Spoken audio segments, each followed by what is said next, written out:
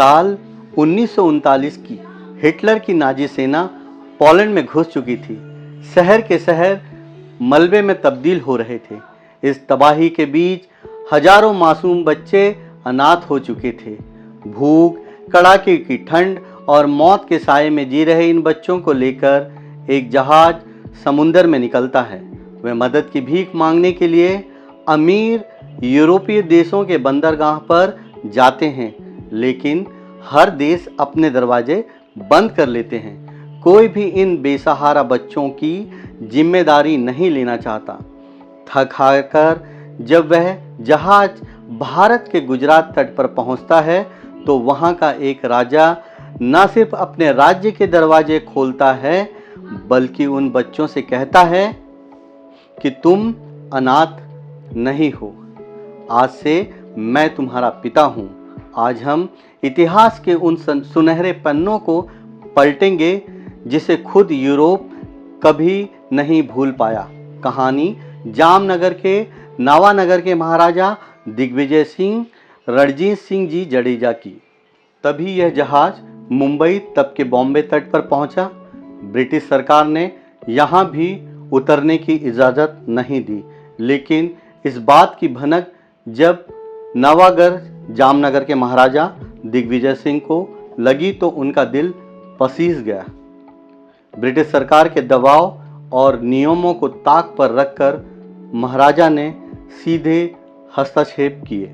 उन्होंने जहाज को जामनगर के पास रोजी बंदरगाह पर उतरवाया। जब भूखे प्यासे डरे हुए बच्चे जहाज से नीचे उतरे तो महाराजा खुद उनका स्वागत करने वहां खड़े थे। उन्होंने बच्चों को देखा और पोलिश भाषा में अनुवाद करवाकर एक ऐसी बात कही जिसने इतिहास बना दिया। उन्होंने कहा, नवागर के लोगों के लिए आप अनाथ नहीं हैं। आपके माता पिता भले ही अब इस दुनिया में ना हो, लेकिन अब से मैं आपका पिता हूँ। और उस दिन से जामनगर के लोग महाराजा को बापू के साथ साथ पोलिश बच्चों के पिता भी कहने लगे। महाराजा सिर्फ दिलासा देकर नहीं रुके। उन्होंने जामनगर से कुछ ही दूर पर बालाचड़ी नाम के एक जगह पर इन बच्चों के लिए एक पूरा आधुनिक कैंप बनवाया। वहां उनके रहने के लिए पक्के कमरे, अस्पताल और खेल के मैदान तैयार किए गए। सबसे हैरान करने वाली बात यह थी कि महाराजा उनके लिए पोलिश शिक्षकों का इंतजाम किया ताकि बच्चे अपनी संस्कृति, अपनी भाषा और अपना धर्म ना भूलें।